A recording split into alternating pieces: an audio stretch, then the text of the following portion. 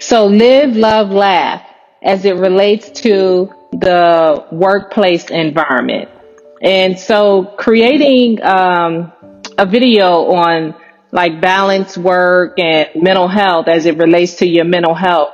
Um, for example, in today's fast-paced work environment, it is crucial to prioritize mental health while striving for success.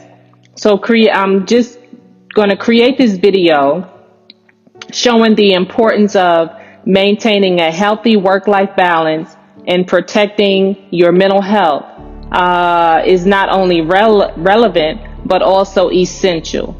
So here are some points I gathered that you can include. One would be recognizing harmful behaviors, like highlighting common behaviors in the workplace that can negatively impact your mental health.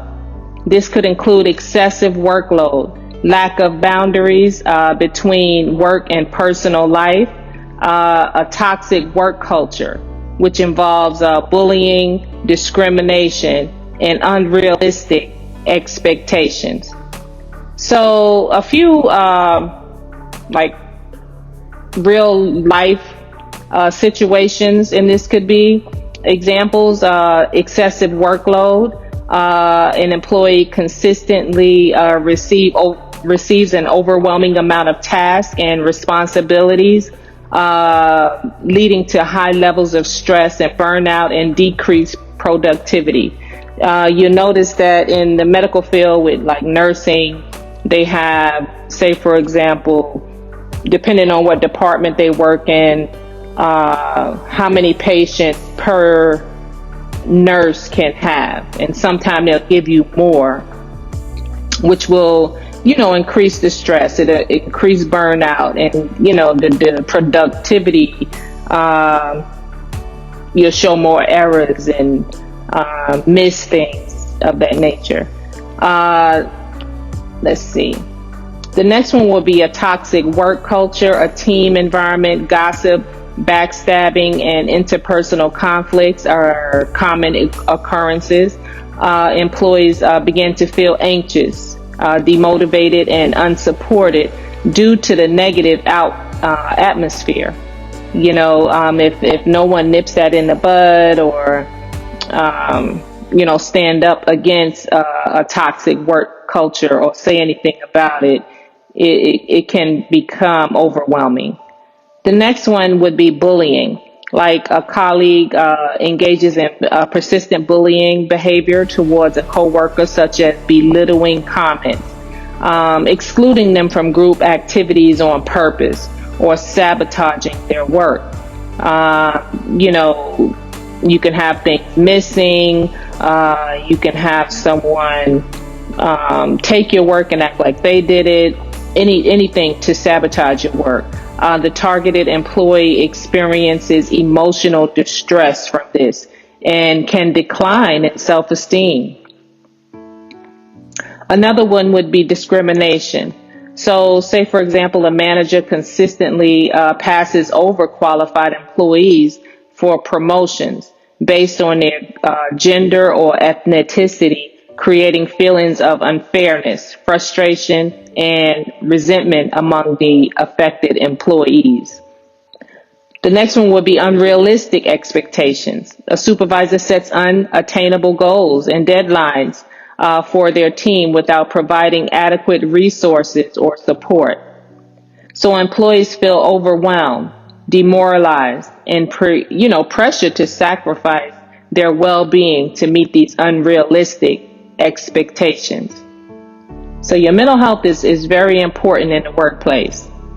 These situations highlight common behaviors in the workplace that can have detrimental effects on employees' mental health and overall well-being. So recognizing and addressing these harmful behaviors is essential for fostering healthy and supportive work environment.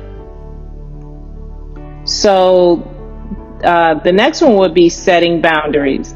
We keep hearing about boundaries, but not only telling the other person, I'm setting these boundaries, you better not overstep my boundaries.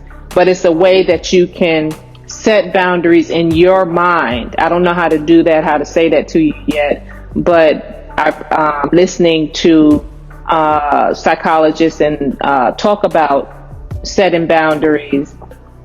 I think I've been doing it the wrong way. But it says here, emphasize the importance of setting boundaries to protect your mental health.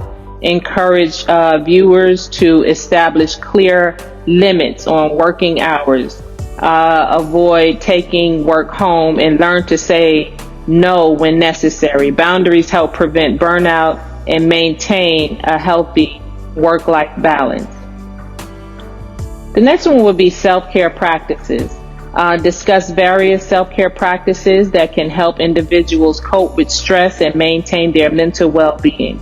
This could include mindfulness techniques, regular exercise, adequate sleep, healthy eating habits, hobbies, and seeking support from friends, family, or mental health professionals. And that'll help you keep being mindful of those things, coming to work feeling good, because sometimes depending on what type of work environment you're coming into, it can always bring it down. So you got to build that up while you at home and do your self-care stuff. Seeking help when needed. Encourage viewers to seek help if they are struggling with their mental health. Provide information on resources available within the workplace, such as employee assistance programs, counseling services, or mental health initiatives. Normalize seeking help and destigmatize mental health issues. And this is also, you find your like-minded people that you feel as though have never let you down and you can trust in the work environment. Promoting a positive work environment. Highlight the importance of creating a positive work environment that values mental health and well-being. Discuss the role of employers in fostering supportive workplace culture, promoting work-life balance, providing mental health resources, and addressing issues such as stigma and discrimination. So by addressing these key points, you can raise awareness about the importance of protecting your mental health in the workplace and empower those, not only yourself, but those individuals around you to prioritize self-care and well-being. Your mental health matters. It's not a stigma.